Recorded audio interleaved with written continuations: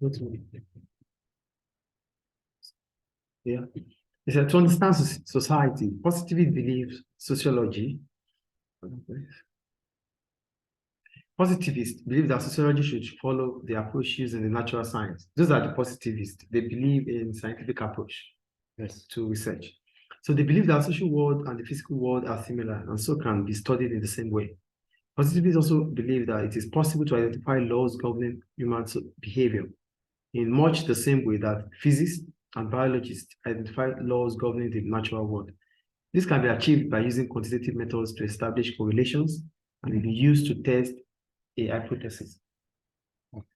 So for interpretivists, however, I've questioned whether it is appropriate to study society using the methods and procedures of the natural science. Interpretivists prefer methods of research that make it possible to enter the lives of the people. They are studying and developing an understanding of their social relationships. As such, interpretivists are likely to favor qualitative methods, such as unstructured interviews, to conduct sociological research. So for interpretivists, they believe it is impossible to study human behavior in a scientific manner because humans are dynamic. So it is important for sociologists to have contact, rapport, to have relationship with the human, like the people they are researching upon. So that means they should use quantitative or qualitative research. Like what? Unstructured interview, like interviews. That's not the positivists. The interpretivist. Positivists are, they want scientific approach. They use quantitative. Yes. Like survey. These are quantitative. They want values. The lab, yeah. So they believe in figures, numbers. Those are the positivists. But interpretivists, no. They want qualitative. That is, they want to study humans based on their values, based on their culture. So you can say that the interpretivist, like their research is more valid than well, both researchers, they try to make sure, they try to convince us that their research are valid. But this use, like I see it's a better method. Quantitative or qualitative? Quantitative.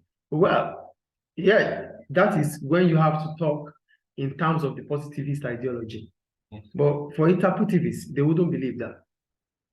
For Marxists, they won't believe about scientific approach. Yes. Do you understand? So, like I told you earlier, I told you that sociology is divided into two: the scientific approach and the human study approach, where you have to understand what makes human to behave how they behave and how they make life out of where they are living. And what we name this too? Yeah. But positivist approach and interpretivist approach, yeah. I think that is clear. So now, the first question says, what is meant by the term correlation? Correlation is just dependent relationship that is between two variables. So you have this, you make a research on these ideas, you make a research on these people, you make a research on that people. What is common amongst them? And what makes them differ? That is the correlation. Relation. What is the dependent relationship between two or more variables? What makes them distinct from others? Though they might have the same thing, but they might look the same, but they have something that makes them not unique. And you mean like they have something, what we said? Uncommon between them. Okay, we have something different. Each one have a unique thing. And also we have similarity. Similarity, yes. Yes. So we said both. That is correlation. Correlation, okay. Is it clear? So yeah, correlation exists where there appears to be a dependent relationship between two or more variables. Okay. The second question says, describe two research methods favored by positivists. So let's go back to positivists. For positivists, they said they believe that social world and physical world are similar. And so, yeah, and so they said, okay, and so can be studied in the same way. Positivists also believe that it is possible to identify laws governing human behavior. Interviews. Positivist. You know, they use questionnaires we said they use quantitative data. Yes. So an example of quantitative data is questionnaire. So unstructured interviews is not Unstructured is for the I know. I know, but I read it here, so I thought that. unstructured interview is for the interpretivist. Yes. Okay. Because when we call it unstructured, it's not standardized. It means you are making the approach is about going in deep to the respondents. Yes. So understanding things in the perception of the respondents. That is unstructured. Yes. Do you get it? Yes. So one of the methods positivists use is questionnaire, where questions are set in a standardized form and they send it through posters, which respondents will return when they finish the question. And the second one is structured interview. Structured, not unstructured. Yes. So it's not here in the task. The name, I mean. Structured and questionnaire. Yes. They said too. I know, but it's not in the task. No, it's not. It's not. It's not. But it's something you should know. Yes. I know. Yes, I know. Yeah. So for structured interview, I said it is a type of interview that relies on a set of standardized questions in order to gather information. For the questionnaire, I know, but can you repeat that? Questionnaire. No, questionnaire, I know. Okay. Structured interview. Yes. Structured interview means you are having one face-to-face interaction with a respondent, so that you can gain information. Yes, you know, so that you can gain information. So what is the difference between unstructured and structured? The structured, it is standardized. The questions are there. You are asking the same question. You will be asking the same question from different people.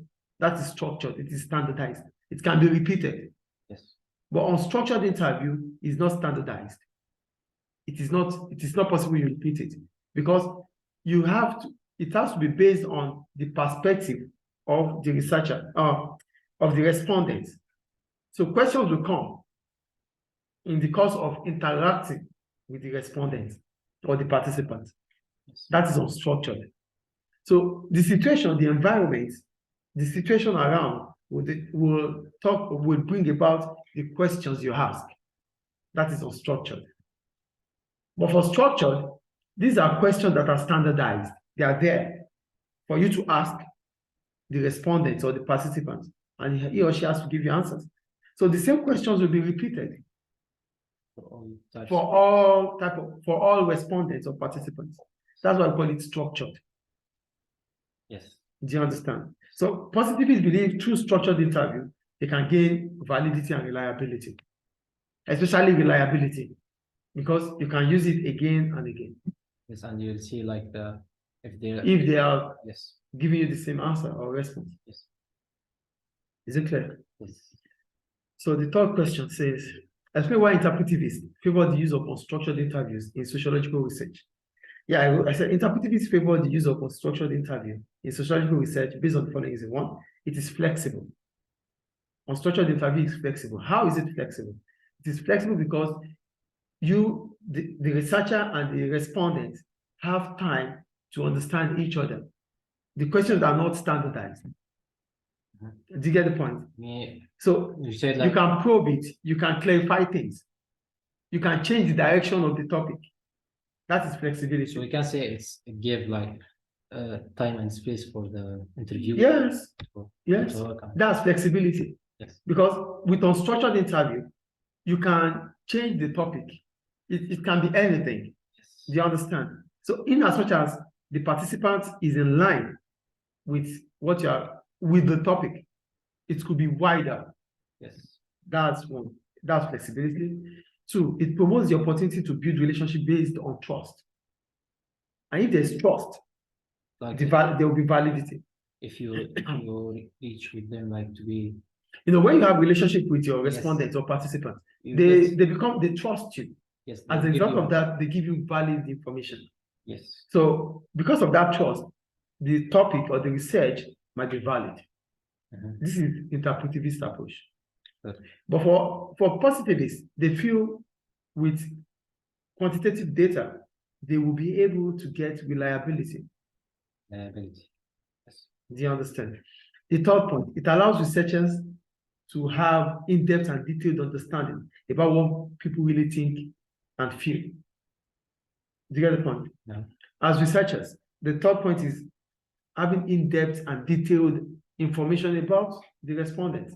You know how they think, what they think, and how they feel. Because you already have a relationship with them, they'll be able to open up to you, yes or no? Yes. In the course of opening up to you, you get to know more about them. You get to know more Yes. about them. As if what? As long as you have a relationship with them, Yes. as a researcher, you already gain the trust Yes. of the respondents. So as long as you gain the trust of the respondents, You get like a truth answer. they give you, yeah, it makes your research to be valid. That's the point. That's fine. But the second point is about, the third point I'm talking about is that because you now have a relationship with them, they might open up about what they think with the situation and how they feel You mean about like different situations. secret thing or a private thing? Yes, because there's confidentiality now. Yes. They can open up confidence issues with you because they trust you that you would not expose it. Yes. But you won't be able to get there without you building relationship with them. That is the interpretivist. Do you get the point? Yes. So now 3 points. Yeah.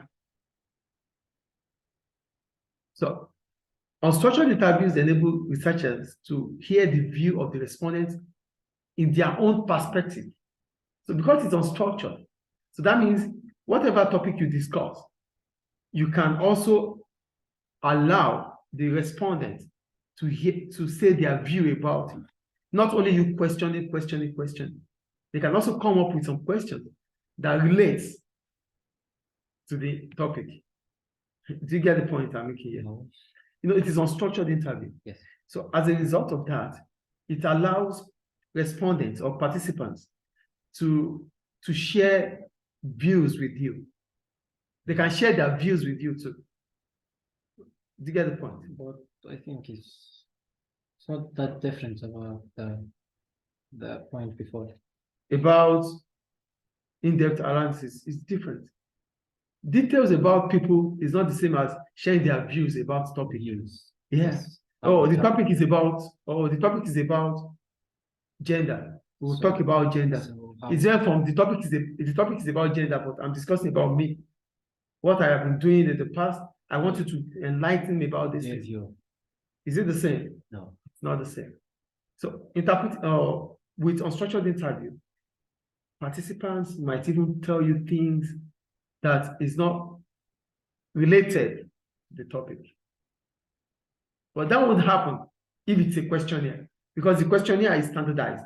You have to only answer the question that is given, not about your views. Yes. That is what interpretivists are criticizing positivists for. Okay. Because you don't allow participants, you can't understand the perspective of the participants, because everything you are giving to the participants are questions that have been tailored for them to answer. That means the answers will come based on what you wanted. Yes. So that is why they said they are not objective. So they are subjective to your expectation, because you would have designed these questions to suit what you want. Yes. Not you understanding the topic based on the perspective of the respondents. Okay. Do you get the point? Yes. Same goes to structured interview. For structured interview, you have the questions. You know them already. So those are the things you're going to ask. You need to say that the question only for the answer only for the question you ask. You can't you can't diversify. You can't. You can't. Think. It's strictly to the business. Yes. So there's no relationship built. So that might make the research invalid. It could be repeated because it's standardized. It could be more formal, Yeah, it's formal. Yes. So it can be repeated. It is reliable, but it might not be valid because the respondents might not trust you to dish out opinions or to dish out the real answers to you. Yes. Do you get it? Yes.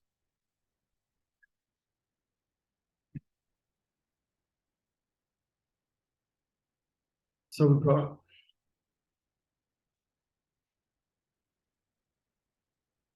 D now, right? Okay, so that's good. Yeah, one. Okay. Yeah, they said assess arguments for the use of quantitative methods in sociological research. Who uses quantitative method? Positivist, right? Yes. Good. So we need to talk about the positivist approach here and talk about the interpretivist. Talk about Interpretivist, yes. the opposite. Okay. Yeah. So according to positivist, quantitative research method is useful due to the following reasons. Number one, it produces numerical data which enables identification of pattern, trend, comparisons between So data. can we see the structured interview is an example of quantitative method? Structured. It's quantitative. Uh-huh. Yeah, because it talks about the numbers of people that you're going to interview. It's quantitative. Okay, because I didn't understand the meaning. Yeah, it's quantitative too. Okay. So the first point about positivist approach to quantitative method is that it produces numerical data. It gives numbers about trends, comparisons, and patterns, how things are. Oh, all girls are like this. All boys are like this. 20,000 boys are like this. 30,000 girls are like this. So there are patterns. That is one thing about quantitative. It gives you numerical value about trends, about patterns. It will tell, because it's solving statistics. It's statistics. So they'll tell you, oh, 100 boys in Sujuma are always like this. 50 girls in Tahuna are always like this. Yes. So it gives you trend and pattern. That's the first advantage about quantitative data. Is it clear? Yes. The second point is reliability. It can be used repeatedly. So we cannot. Do you get the point? Yes. It can be used repeatedly. That's another point about. You want to say something, please? No, just understand it. Do you get the point? Yes. The first one we talked about is that it is numerical in data. That means it can give us numbers about patterns, about trends, and you can compare this data with that data. The second point is reliability. When we talk about reliability, we're talking about how often we can repeat the same research method. Do you understand? Yes. Because it is standardized. Due to the fact that it is standardized, it means I can use it for respondent A, respondent B, as much as any respondent, because they are the same questions that has to be answered. That is why it is reliable. Then it becomes valid if all the answers are almost the same. Then you can derive validity based on the response of the respondents. But the reliability about it is that you can repeat it as much as possible. Do you understand the difference between validity and reliability? Yes. Reliability comes because the research can be done repeatedly. That's reliability. Like reliability. The validity will come if the research, if the respondents truth are giving, almost the same answer. Is it clear? Is it clear, please? Yes. Okay. Next one. Yeah, the third point. I said quantitative research method is highly objective, which can enhance its validity. So it becomes, because it's standardized, the questions are always like looking the same. So because it's reliable, if we're getting almost the same answer, that means they are objective, then it's valid. Yes. That is the point. I talked about reliability and I've talked about validity. They are not the same. Do you understand? Reliability when repeating the question. Validity when the answers are almost the same. It is valid. Okay.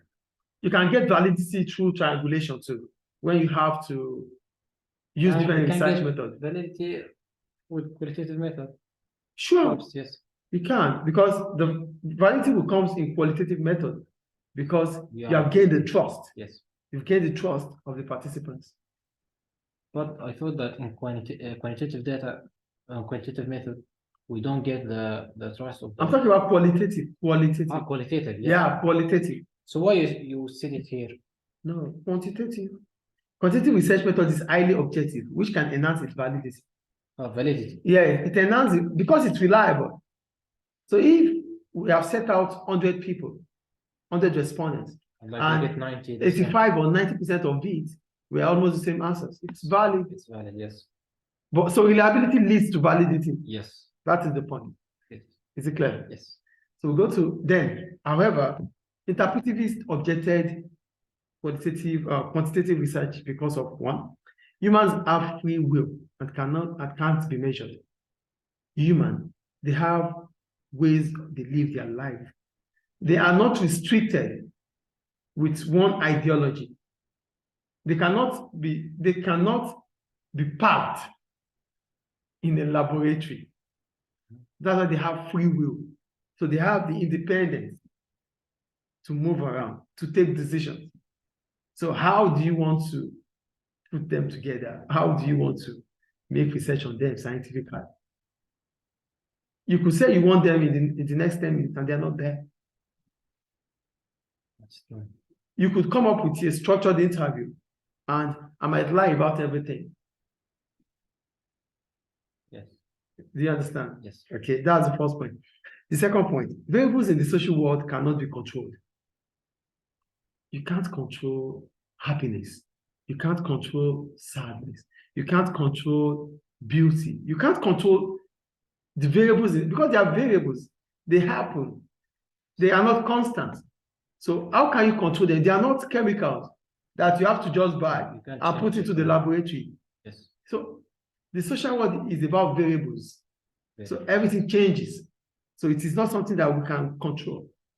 Like you want to take acid, yes, you take acid. You want to take potassium, you can take potassium. The world is not like that. Humans are not stable.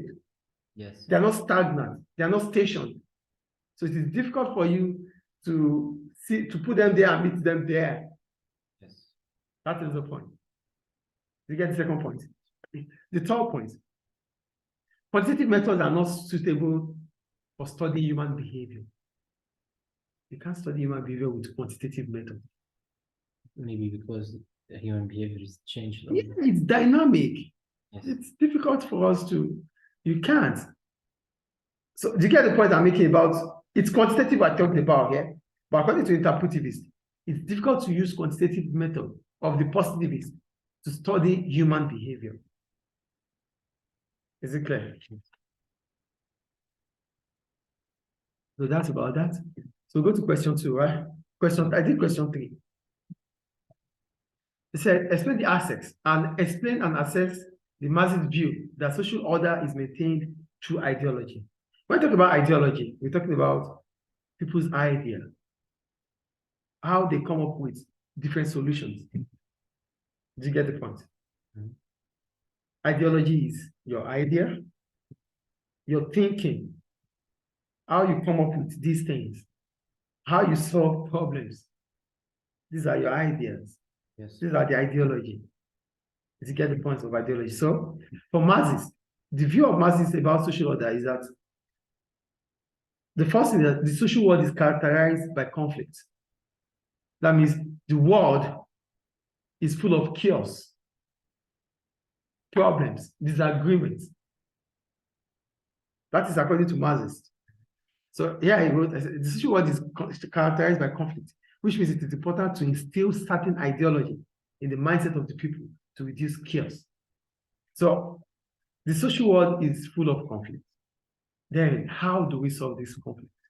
By instilling certain ideology to people so that they can understand the importance of having a peaceful society. Did you get it or not? No. What I'm saying is this. For Marxists believe in everything in the society is about chaos. That's according to Marxists. About chaos, problems. Yes. For Marxists, they believe everything is about problems. That the society is full of chaos. I thought that they believe that the social is from the class. Yes. Yeah, yes. Class is the problem of the society. Class. Yes. Class. So I am older than you, I am richer than you, you are not richer than me. It's a problem. People kill themselves because of that. Yes. Yes or no? Kill themselves. Yeah. People fight for position. So that is chaos. So that's why for Marxists, they said that the social world is characterized by conflict. So if the social world is characterized with disagreement, how can we solve this We can only solve it by instilling different ideology into the mindset of people through the different classes we have. Do you understand the point? Yes. So Karl Marx believes that the social world is of conflict, and the only way out to reduce conflict is instilling different ideologies to different classes. Because those classes will be able to influence people that they can influence. The capitalists, they'll be able to influence their workers, that it is important for us not to fight. It is important for us to do this. It is important for us to do that. Because when you are able to do this, you get paid for this. When you're able to do that, you don't get penalized. You don't go to prison. You don't. Because when you are there, you are not working, you won't get money. So the capitalists will instill certain ideology into the mindset of the working class so that they can conform in the society, so that they can behave normally. So that's an ideology. Yes. Do you get the first point? The second point, monopoly of power brings about the ideas that reflect rich and powerful interests. Monopoly of ideas, that means monopoly of power. That means the power belongs to certain individual. So that individual controls the power of the society. That individual is so powerful that it controls the society. Powerful. Yes. It's so strong. So that means the individual has monopoly power. I thought that monopoly power last year I heard that like it came with the richest or something like this. Yes, that's why we said it reflects rich and powerful interests. So if someone is dictating the power, dictating the authority in the country, that might make those within that group, those linked with that person, to be so rich and powerful. Do you get the point? No.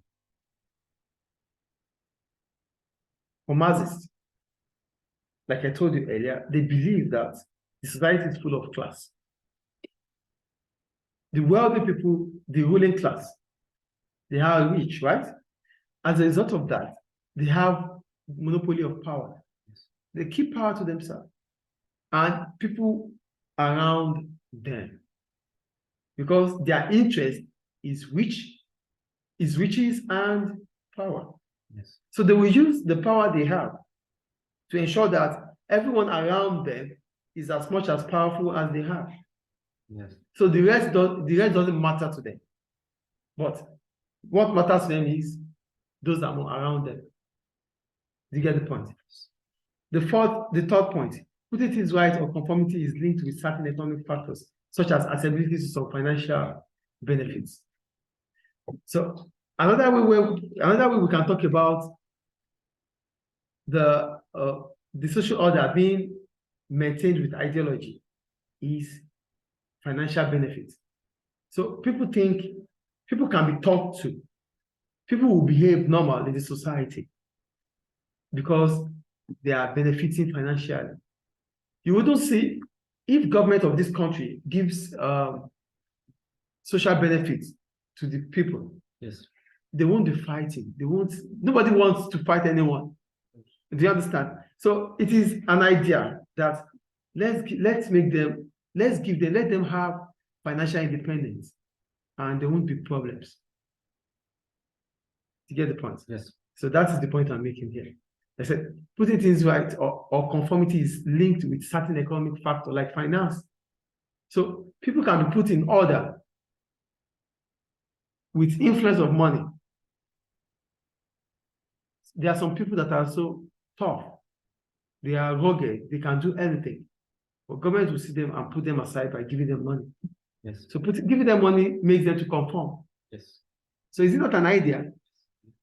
So, Mr. Marxist view, they say the highest class, we call it rule class. The highest. The ruling class. Ruling class. Okay. So this class is trying to make the other people rich or not rich. Not. They want to use them. Yes.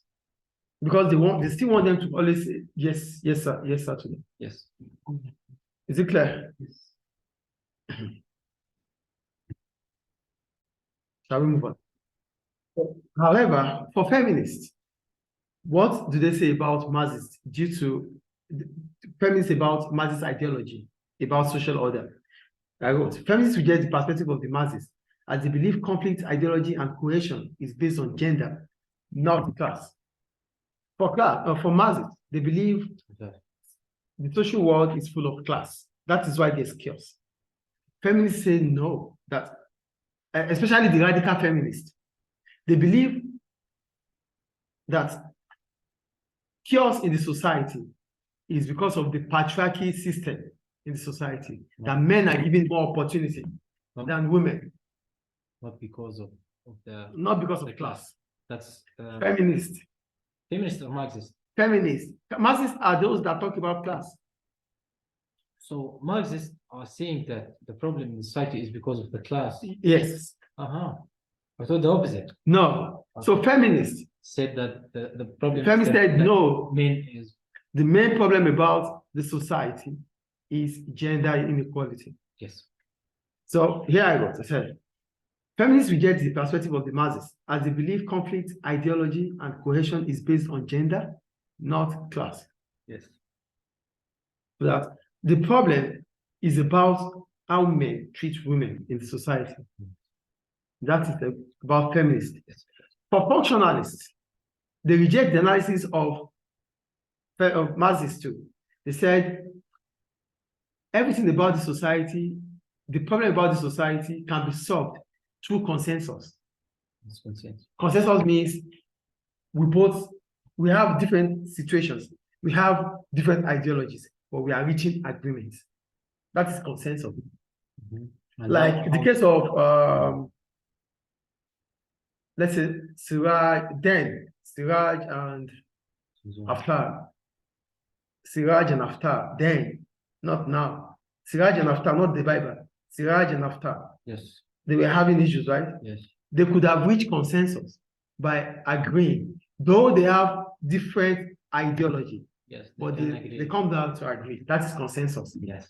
So for functionalists, they reject this analysis too, as they believe consensus solves social conflict that masses do over estimates. What is the name of them? Functionalists say that the society is classes. The social world is full of conflict, yes. But we can reach to. But we can always solve it by reaching consensus.